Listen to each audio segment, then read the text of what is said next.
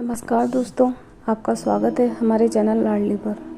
तो दोस्तों, अखंड ज्योत के क्या क्या चमत्कार हैं तो हम इस वीडियो में आपको बताएंगे। तो चलिए वीडियो शुरू करते हैं। तो दोस्तों, अखंड ज्योत दिवाली के 5 दिन, 7 दिन या 11 दिन पहले जला दें। आप अपने घर में वो चीज़ें प्राप्त होंगी जो आध्यात्मिक भी हैं और भौतिक चीज़ें भी हैं। आध्यात्मिक चीज़ें और भौतिक चीज़ें वह होती हैं जो सकारात्मक शक्तियों से जुड़ी होती हैं।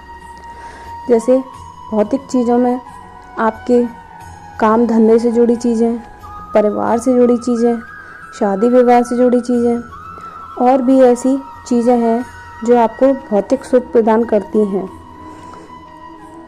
और साथ में आपको आध्यात्मिक रूप से आगे बढ़ाती चली जाती हैं। अखंड ज्योत के बारे में शायद ही किसी ने बताया होगा, तो आज हम आपको अखंड ज्योत के बारे में बतलाएंगे।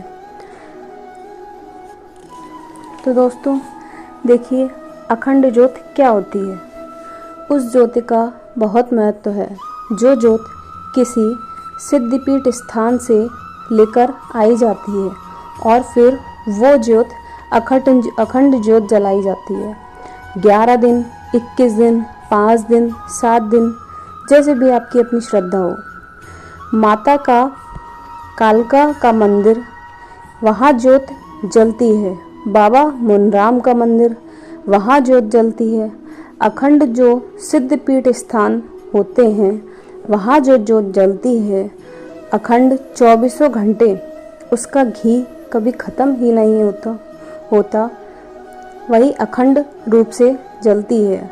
और अखंड रूप से ज्योत जलती है तो उससे ज्योत जलाते हैं तो पवित्रता का ध्यान रखते हैं और गंगाजल छिड़कते हैं, उस ज्योत को जलाते हैं तो आपके जीवन में बहुत ही आध्यात्मिक चमत्कार होना शुरू हो जाएंगे। मैं उस ज्योति की बात कर रही हूँ जो मंदिर से लेकर आई जाती है।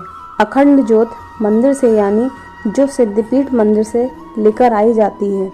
एक अखंड ज्योत वो होती है जो नवरात्र के समय जलाते हैं अपने घरों में। वो ज्योत जो सिद्धपीठ स्थान से लाई जाती है और जो आप अपने घर में जलाते हैं, फ़र्क है दोनों में। किस चीज़ का फ़र्क होता है? जिस घर में आप ज्योति जलाते हैं वहाँ अपवित्रता होती है, नकारात्मक शक्तियाँ भी होती हैं। पर जब एक पवित्र स्थान से ज्योति लाई जाती है तो ज्योति के साथ वो देवता भी आपके साथ आ जाता है आपके घर में, और वो ज्योति जब जलनी शुरू होती है तो वह अपना चमत्कार दिखाना शुरू करती है। क्योंकि जो देवता होते हैं वो दैवी शक्तियों को आपके पूरे घर परिवार पर कृपा बरसाते हैं और उस दैवी शक्ति का परिणाम होता है कि आपके घर में नकारात्मक शक्तियाँ ख़त्म हो जाती हैं, तो चली जाती हैं और नकारात्मक शक्तियाँ कभी वापस नहीं आती। ऐसे लोग हैं जिन्होंने सालों अखंड ज्योति जलाई है और उनकी शक्तियाँ प्राप्त होती चली गई हैं। जो पहला फ़ायदा होता है कि आपके घर में भूत प्रेत प्रवेश नहीं कर पाता अगर आपने अखंड ज्योत प्रज्वलित की है। और दूसरा फ़ायदा, अखंड ज्योत में जो तेल या घी इस्तेमाल होता है, तो अगर आपके सिर में दर्द है या आपके किसी भी अंग में दर्द है, प्रेत से जुड़ा दर्द है, घुटनों में, कमर में, सिर में, पेट में, तो उस तेल ज्योति के घी को लगा लें तो आप देखेंगे चमत्कार। वो दर्द कुछ ही समय में ठीक हो जाएगा। साथ ही अखंड ज्योति का घी लकवे में भी काम करता है। लगातार सुबह शाम उस घी से मालिश करें तो लकवा धीरे धीरे ठीक होने लगता है, क्योंकि वो तेल गर्म होता है। दूसरा, शक्तियाँ का वास होता है और वो घी अपना चमत्कार करता है, वो ठीक कर देता है। देवताओं को वास आपके घर में आना शुरू हो जाता है।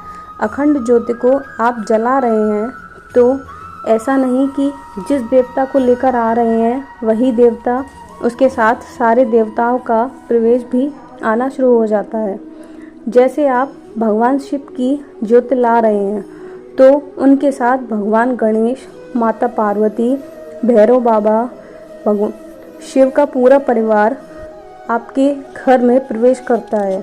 साथ ही जब आप अखंड ज्योति लाते हैं तो पितृ देवता, पितरों का वास भी सबसे पहले आपके घर में होता है, क्योंकि आपका जो घर होता है वो पहले ही कुल देवताओं का, पितरों का घर होता है।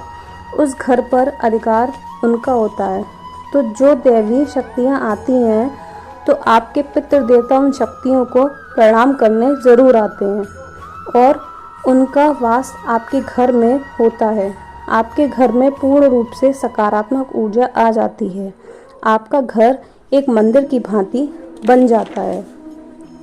आपके घर में कोई भी शक्ति काम नहीं करती, फिर चाहे वो तंत्र क्रिया हो, टोना टोटका हो, क्योंकि उस अखंड ज्योत का मतलब होता है कि वो देवता साक्षात वहाँ विराजमान हैं और कार्य कर रहे हैं। जिस प्रकार एक भक्त के द्वारा आपकी पुकार भगवान तक पहुँचती है, उसी प्रकार अखंड ज्योत लाने से आपकी पुकार आपके देवता तक बहुत जल्दी ही पहुँचती है, क्योंकि वो स्वयं उस घर में विद्यमान होते हैं। कुछ चीज़ों का ध्यान आपको रखना होता है। जैसे आप ज्योति जलाते हैं तो ज्योत नहीं बुझनी चाहिए।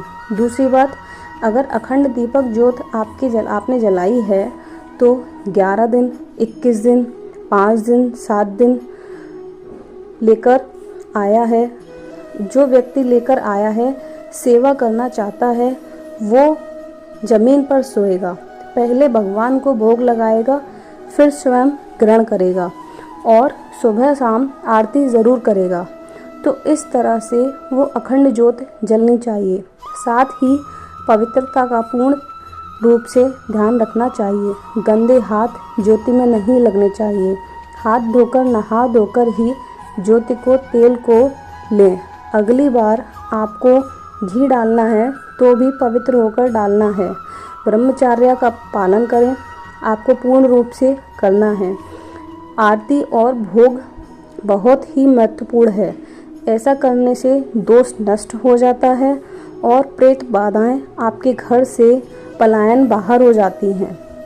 अखंड ज्योत यदि आप किसी सिद्धपीठ स्थान से ला रहे हैं तो उसका महत्व कई गुना बढ़ जाता है। अखंड ज्योत जलाइए, कुल देवता को आगमन करिए और अपने परिवार में सुख समृद्धि लाइए। तमाम कष्टों का निवारण कीजिए।